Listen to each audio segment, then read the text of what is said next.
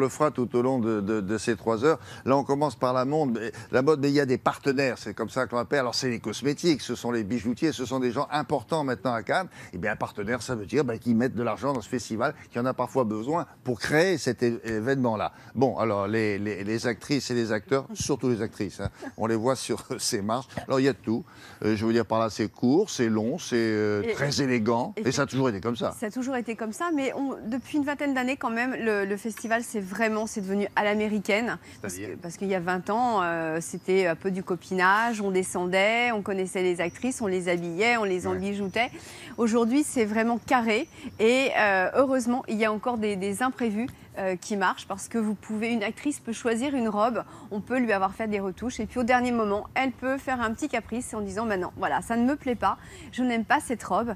Et c'est le jeu finalement de tous ces showrooms qui deviennent de plus en plus importants. C'est que les grandes maisons de couture se déplacent et il y a sur place, il y a une antenne de la grande maison X ou Y qui est sur place et qui habite toutes ces actrices. Exactement. Qui portent des robes un soir, au fond. Un soir, et c'est vrai que les hôtels disent que c'est vraiment l'avenue Montaigne. Donc nous avons rencontré vraiment le côté mode, le côté coiffure, le côté bijoux. Regardez, et on a surpris ces actrices avant la montée des marches.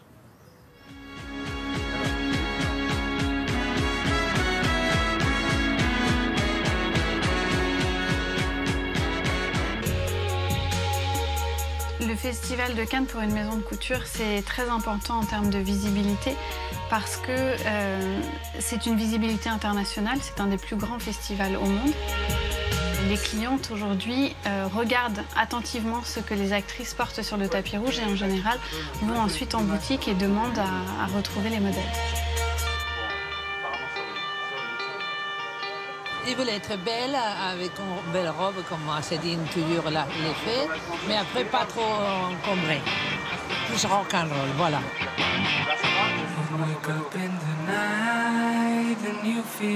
Tout se fait à la dernière minute. Vous pouvez faire des essayages à Los Angeles, à Paris. Finalement, ce qui compte, c'est le jour J sur place. Pour la soirée d'ouverture, nous n'étions pas censés habiller Fan Bling Bling. On a reçu un texto très tôt en nous demandant si on pouvait venir en essayage. C'est ce qu'on a fait. Et elle a choisi notre robe. Il faut savoir réagir et saisir les opportunités. Pour Clotilde Courreau, quelqu'un qui est très proche de Monsieur Sapp, on a eu la chance de faire l'essayage à Paris. On a toujours un peu une appréhension parce que c'est beaucoup de pression, beaucoup de regards sur vous. Mais c'est vrai qu'on fait des choses beaucoup plus difficiles et on a un petit peu peur quand même quand on monte ces tapis rouges.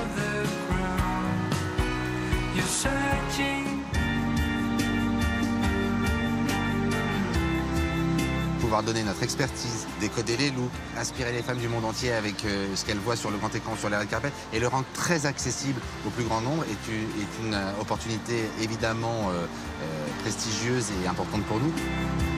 L'Oréal Paris est partenaire du Festival de Cannes depuis 20 ans, et donc toute équipe confondue, on arrive à une centaine de personnes, en incluant les maquilleurs et les coiffeurs, parce qu'en tant que maquilleur officiel, nous maquillons aussi les membres du jury, évidemment nos ambassadrices, mais aussi les invités qui nous demandent. En général, on maquille une ambassadrice en 45 minutes, puisque quand elle est sur le red carpet, on en regarde autant les cheveux que la robe, que le maquillage.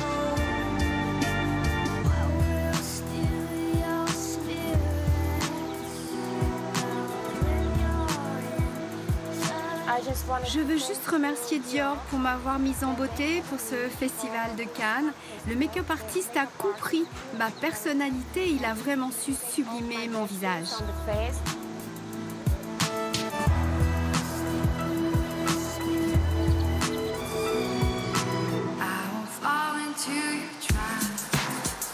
Une actrice, bien sûr, elle veut briller sur les tapis avec une très belle robe.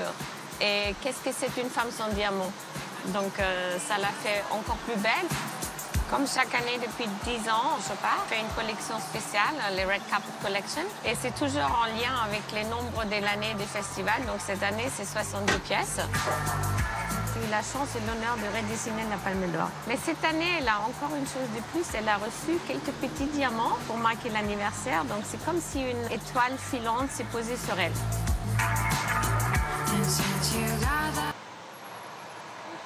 Vous avez déjà vu probablement dans les reportages que l'on fait sur Cannes, elle est un peu différente pour ce 70e anniversaire et si tout va bien, elle sera là sur la table tout à l'heure, on verra ce qu'on en fait.